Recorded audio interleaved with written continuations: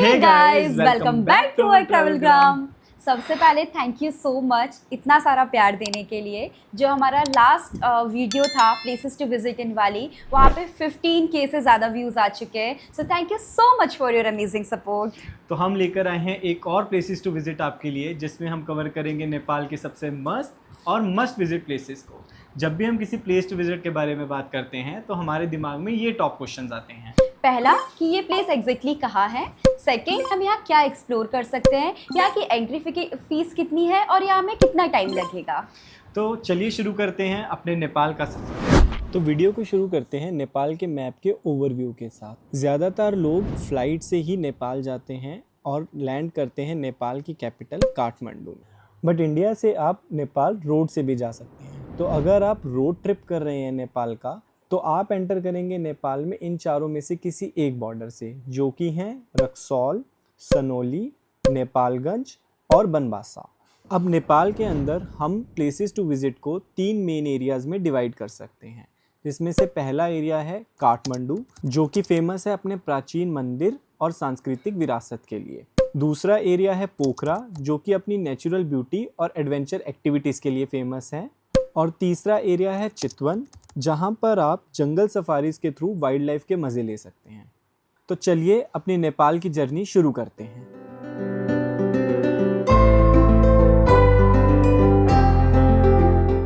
Hello दोस्तों, welcome to Kathmandu.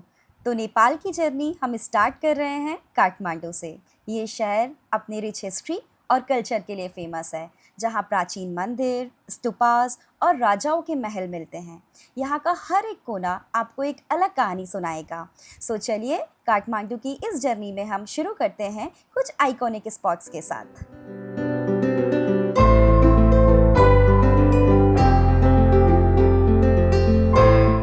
Pashupatinath temple, जो एक वर्ल्ड हेरिटेज साइट है, ये नेपाल का सबसे पवित्र मंदिर माना जाता है।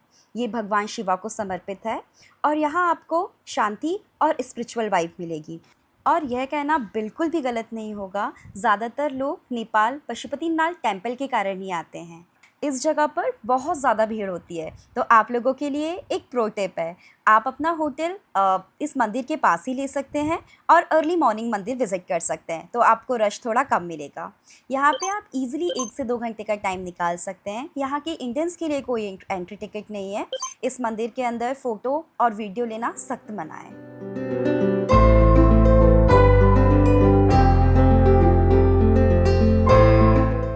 शंभुनाथ महाचैत्या, शंभुनाथ टेम्पल और मंकी टेम्पल, आप किसी भी नाम से बोल सकते हैं। ये प्लेस काठमांडू के सबसे पुराने स्तूपास में से एक है। यहाँ से पूरे काठमांडू का आपको एरियल व्यू देखने को मिलता है। इस प्लेस को एक्सप्लोर करने के लिए 1 से 2 घंटे का समय काफ़ी है। यहाँ की कोई एंट्री टिकट नहीं है। ये टेम्पल काफ़ी ऊंचाई पे है, इसलिए यहाँ तक पहुँचने के लिए आपको काफ़ी सारी सीढ़ियाँ चढ़नी होगी।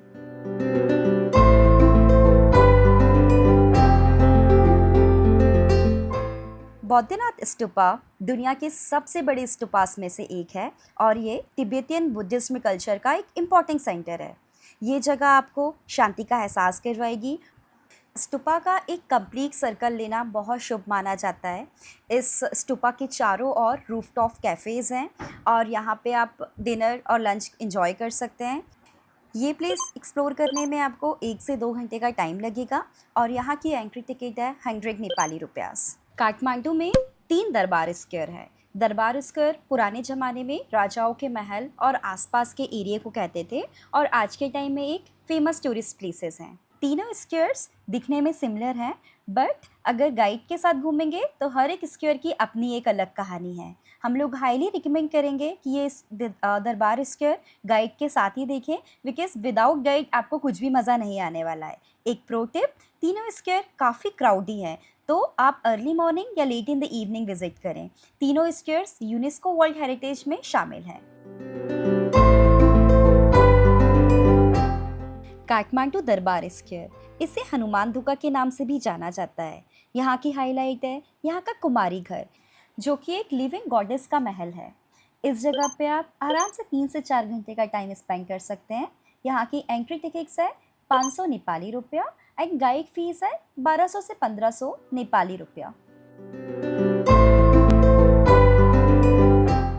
पाटन दरबार स्क्वायर ललितपुर में स्थित है और यहाँ की हाईलाइट है यहाँ का विजयदशमी का त्यौहार, जो कि काफ़ी धूमधाम से मनाया जाता है। इस जगह पे आप 2 से 3 घंटे का समय निकाल सकते हैं। एंड यहाँ की एंट्री टिकट है 500 नेपाली रुपया एंड गाइड की फ़ीस है 1000 से 1200 नेपाली रुपया। भक्तपुर दरबार स्क्वायर ये एक पुराने नेपाल की जिंदा मिसाल है। इंडिया की एक फेमस मूवी घरवाली बाहरवाली, जिसकी शूटिंग इसी जगह पर हुई है और ना ही सिर्फ बॉलीवुड बल्कि हॉलीवुड में भी इस जगह का जिक्र है। यहाँ की एंट्री फीस 500 नेपाली रुपयाज़ है और गाइड की फ़ीस 1000 से 1200 रुपये नेपाली रुपयाज़ है। इनके अलावा काठमांडू में और भी काफ़ी सारी जगह हैं, जैसे कि नेशनल म्यूज़ियम ऑफ नेपाल, जो कि हिस्ट्री लवर्स के लिए एक परफेक्ट प्लेस है। अमिताभा मॉनेस्ट्री, जो एक स्पिरिचुअल और सेरीन जगह है। नागरकोट, ये काठमांडू के पास एक छोटा और प्यारा सा हिल स्टेशन है। सो काठमांडू का हर एक कोना आपको कुछ एक नया एंड यूनिक एक्सपीरियंस ज़रूर देगा। तो काठमांडू के बाद अब चलते हैं नेपाल के एक और शहर पोखरा की तरफ। ये शहर, जिसे गेटवे ऑफ अन्नपूर्णा सर्किट भी कहा जाता है, फेमस है अपनी नेचुरल ब्यूटी और एडवेंचर्स के लिए। अन्नपूर्णा वर्ल्ड की 10th हाईएस्ट पीक है and one of the famous Annapurna base camp track की स्टार्ट पोखरा से ही होती है। पोखरा की स्टनिंग ब्यूटी और पीसफुल सराउंडिंग्स हमें नेचुरली ही अट्रैक्ट करती हैं। तो बिना किसी डिले के देखते हैं पोखरा की टॉप अट्रैक्शंस।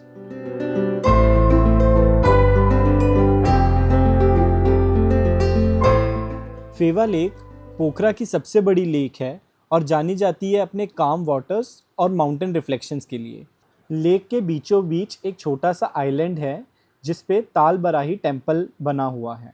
बोट से टेम्पल तक जाने का एक्सपीरियंस अपने आप में एक यूनिक एक्सपीरियंस है, जहां हम स्पिरिचुअलिटी के साथ नेचर के मज़े ले सकते हैं। मंदिर तक जाने के लिए हमें बोट का यूज़ करना पड़ता है। बोट का प्राइस डिपेंड करता है कि आप कहाँ से ये जर्नी को स्टार्ट कर रहे हैं।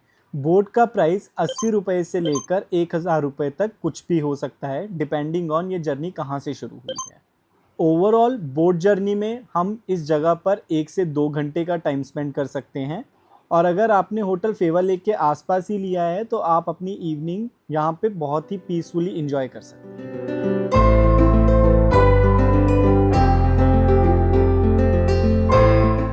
सारंगकोट व्यू पॉइंट पर हमें पोखरा वैली और अन्नपूर्णा रेंज का एक ब्रेथ टेकिंग व्यू मिलता है। ये जगह फेमस है as a sunrise view point, although पूरे दिन में हम इस जगह पर कभी भी जा सकते हैं। इस जगह पे जाने के लिए हम पोखरा से टैक्सी हायर कर सकते हैं या फिर यहाँ पर केबल कार का भी ऑप्शन है, जो कि फेवा लेक से डायरेक्ट सारंगकोट व्यू पॉइंट लेके जाती है। व्यू पॉइंट पे एक वॉच टावर बना हुआ है जो कि वैली का बहुत ही अमेजिंग व्यू देता है। वॉच टावर तक जाने के लिए हमें क्लोज टू 10 to 15 मिनट्स का ट्रैक करना पड़ता है, जो कि है around 500 to 700 stairs. Watch tower की एंट्री फीस है 60 नेपाली रुपीज़ पर पर्सन और इस जगह पर हम आधे घंटे से लेकर 2 घंटे तक का टाइम स्पेंड कर सकते हैं।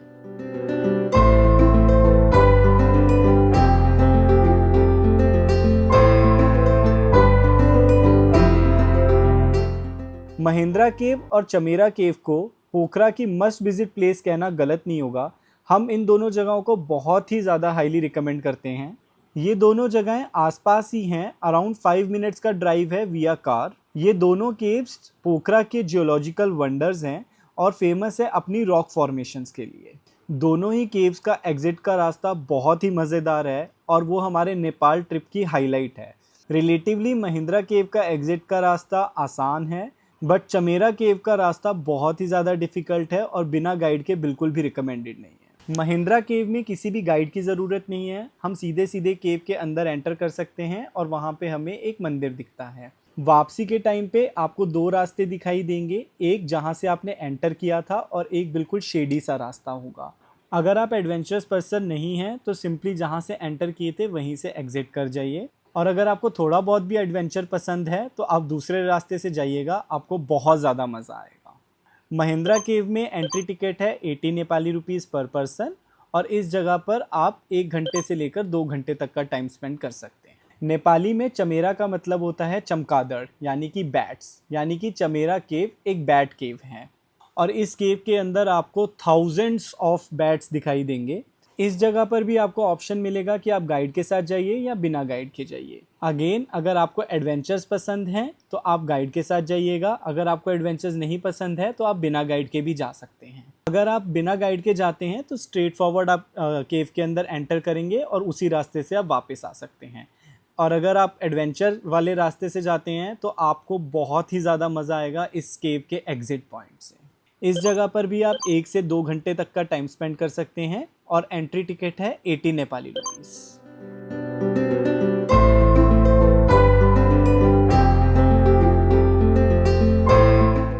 कुमदी कोट में लोकेटेड है एक बहुत ही बड़ा Shiva statue.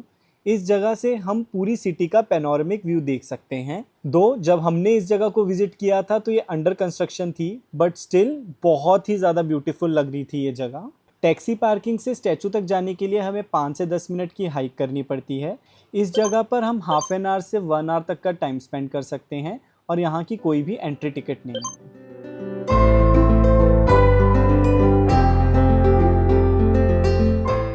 World peace pagoda, जो कि सिंबल है वर्ल्ड में पीस के लिए, एक बुद्धा स्तूपा है और ये फेमस है अपनी पिन ड्रॉप साइलेंस के लिए। यस, इस जगह पर बोलना बिल्कुल भी अलाउड नहीं है। टोटल पीस मेंटेन करके रखते हैं इस जगह पर। यहाँ से भी सिटी का बहुत ही अमेजिंग पैनोरामिक व्यू आता है, स्पेशली फेवा लेक का। टैक्सी पार्किंग से स्तूपा तक की हाइक 10 से 15 मिनट की है। स्तूपा पे हम आधे घंटे से लेकर 1 घंटे तक का टाइम स्पेंड कर सकते हैं और यहाँ की भी कोई भी एंट्री फीस नहीं है।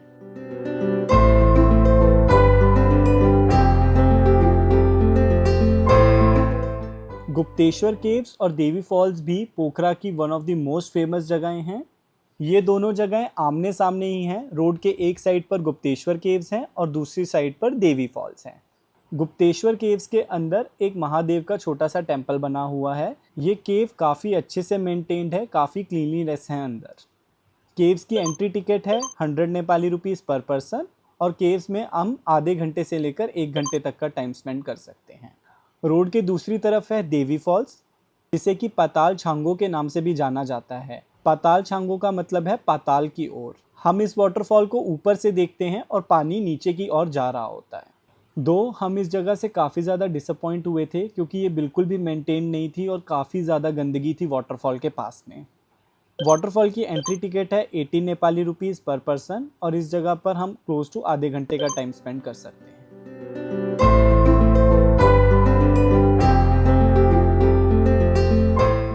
तो आगे बढ़ने से पहले हम पोखरा की एडवेंचर एक्टिविटी की भी बात कर लेते हैं।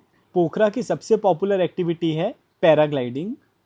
पैराग्लाइडिंग की टेक ऑफ होती है सारंग कोट के पास से और लैंडिंग होती है फेवा लेक के पास में। पैराग्लाइडिंग का नॉर्मली चार्ज है 10,000 से 12,000 नेपाली रुपीज़।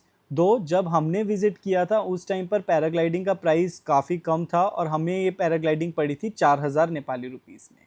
इन सब के अलावा पोखरा में आप गोरखा म्यूज़ियम, सेती रिवर गॉर्ज, माउंटेन म्यूज़ियम, पोखरा की मिनी मार्केट और हैंगिंग ब्रिज को भी एक्सप्लोर कर सकते हैं।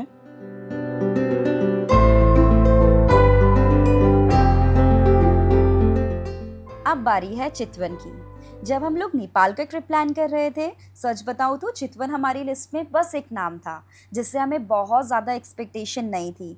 लेकिन यह जगह तो एक हिडन जेम निकली यार। इतना मज़ा आया, इतना प्यारा और एडवेंचरस प्लेस निकला कि एक्सप्लेन करना बहुत मुश्किल है। हम तो इस प्लेस को हाईली रिकमेंड करेंगे। तो अगर आप नेपाल जा रहे हैं तो चितवन को बिल्कुल भी मिस मत करना। चितवन आने के लिए हमें सौराहा से स्टार्ट करना होता है। सौराहा के लिए हम काठमांडू से बस से भी ट्रैवल कर सकते हैं और फ्लाइट से भी ट्रैवल कर सकते हैं। हम लोगों ने फ़्लाइट चूज़ किया था और नियरेस्ट एयरपोर्ट भरतपुर एयरपोर्ट था। सौराहा में काफ़ी सारे होटल्स और रिजॉर्ट्स मिल जाएंगे। हमने भी यहीं स्टे किया था। यहाँ का कल्चरल शो बहुत ही ज़्यादा अच्छा होता है, जहाँ पर नेपाल के अलग अलग कल्चर को डांस के फॉर्म में प्रेजेंट किया जाता है। हमने इस शो को बहुत एंजॉय किया और लास्ट में तो हम सब ने मिलकर डांस भी किया। ये शो हर शाम में 7 बजे होता है। 1 घंटे का शो होता है और इसकी एंट्री फ़ी है 300 नेपाली रुपया। चितवन नेशनल पार्क की एक्टिविटीज़ की बुकिंग भी आपको सौराहा से ही हो जाएगी। यहाँ पर आपको बहुत सारे टूर एजेंट्स की शॉप मिल जाएगी और आपको कोई भी प्री बुकिंग की ज़रूरत नहीं है। एक दिन पहले आके भी आप अपने टूर की बुकिंग करा सकते हैं। एक्टिविटीज़ के प्राइस वेरी करेंगे कि आप कौन सा पैकेज ले रहे हैं एंड आपके पैकेज में कौन कौन सी एक्टिविटीज़ हैं। जो पैकेज हमने लिया था उसमें इंक्लूड था jeep safari, canoeing safari and jungle walk, जिसका प्राइस था 10,000 नेपाली रुपया, जो कि नेगोशिएशन के बाद था एंड हर एक एक्टिविटी पैसा वसूल थी।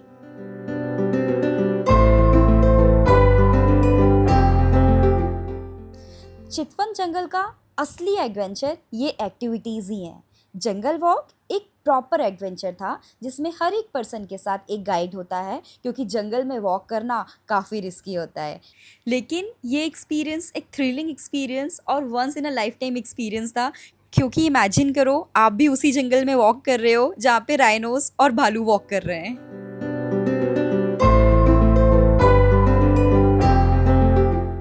जीप सफारी में आपको जंगल के डीप एरियाज तक ले जाया जाता है और वहाँ आपको रेयर एनिमल और स्टनिंग व्यू देखने को मिलता है। ये सफारी लगभग 4 से 5 घंटे का टाइम लेती है और एकदम नेक्स्ट लेवल का एक्सपीरियंस था। हमने यहाँ राइनो और भालू को काफ़ी पास से देखा है।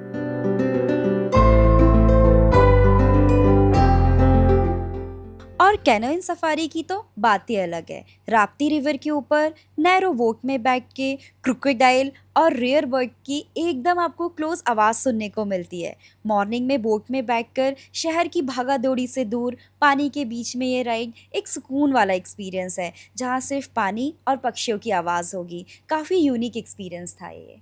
इसके अलावा यहाँ पे एलिफेंट सफारी भी होती है।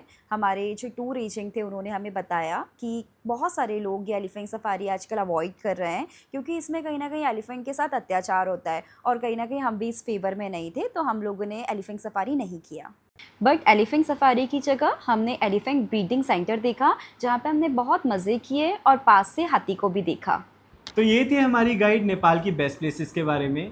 इस वीडियो में हमने आपको नेपाल की हर एक जगह के बारे में बताया, वहाँ पे एंट्री का क्या सीन है, वहाँ पे क्या क्या कर सकते हैं और वहाँ पे कितना टाइम स्पेंड कर सकते हैं, इन सभी क्वेश्चंस का आंसर दिया। एंड हम उम्मीद करते हैं कि ये वीडियो आपके नेपाल ट्रिप को और भी मज़ेदार बना देगा। इसके बाद हम ट्रैवल गाइड भी लेके आने वाले हैं, जहां हम आपके छोटे छोटे क्वेश्चंस के भी आंसर देंगे। एंड आई होप आपको ये वीडियो अच्छा लगा है। अगर आपको ये वीडियो अच्छा लगा है तो प्लीज़ इस वीडियो को लाइक कीजिए, और अगर आपके कोई भी अदर क्वेश्चन है तो प्लीज़ कॉमेंट करना ना भूलें। और अगर आपका कोई भी नेपाल का प्लान कर रहा है तो उसके साथ इस वीडियो को ज़रूर शेयर कीजिए एंड YG ट्रैवलग्राम को सब्सक्राइब करना बिल्कुल भी ना भूलें। जल्द ही लौट के आएंगे एक और वीडियो के साथ। Bye bye.